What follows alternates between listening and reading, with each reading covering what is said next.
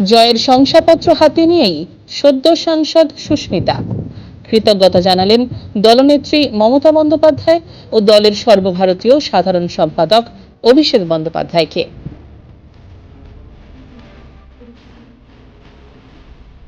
আমি ভাবতে পারিনি যে আসামে রাজনীতি করব এবং ওয়েস্ট বেঙ্গল থেকে রাজ্যসভাতে গিয়ে বসার এই সুযোগটা পাবো, সেটা সম্ভব হয়েছে মমতাদির ভিশনের।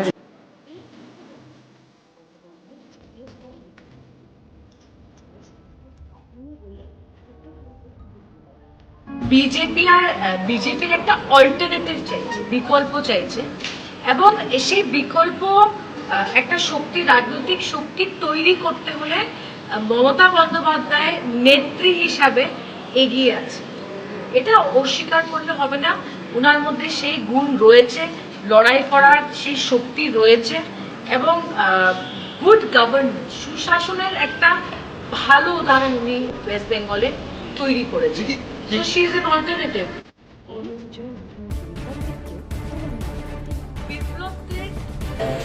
ত্রিপুরার মুখ্যমন্ত্রী যতবার মুখ খুলবেন আর ভাষণ দেবেন, তৃণমূল কংগ্রেসের আরো ভোট বাড়ছে। আর আমি ত্রিপুরার জনসাধারণকে এইভাবে একজন অযোগ্য মুখ্যমন্ত্রী চেপে দেওয়া ত্রিপুরার উপরে, সেটার জন্য শুধু নরেন্দ্র মোদীজি দায়ী আর অমিত শাহজি দায়ী। অ্যাটলিস্ট একটা যোগ্য মানুষকে ত্রিপুরার মুখ্যমন্ত্রী বানাতে।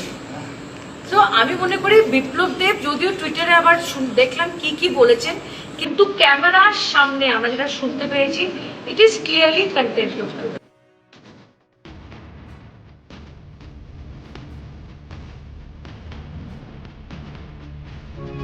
একজন মুখ্যমন্ত্রী যদি অশ্লীল ভাষায় কথাবার্তা বলেন, কমিউনাল কথাবার্তা বলেন, তবে সহ্যবিহীন এরকম ঘটনা বাড়বে কিন্তু। আর আমি জমি দখলের পক্ষে না, কিন্তু ল অ্যান্ড অর্ডার একটা সিচুয়েশন, এটা খুবই বাজে হয়েছে। আসামের বদনাম হয়েছে। ডক্টর হিমন্ত বিশ্ব শর্মা অনেক ইন্টারভিউ দিচ্ছেন জমি দখল নিয়ে, but he should not confuse the two. Joy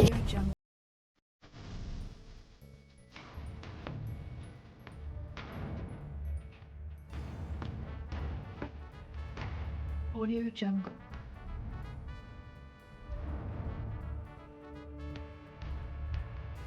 bureau report, Bangla news 11।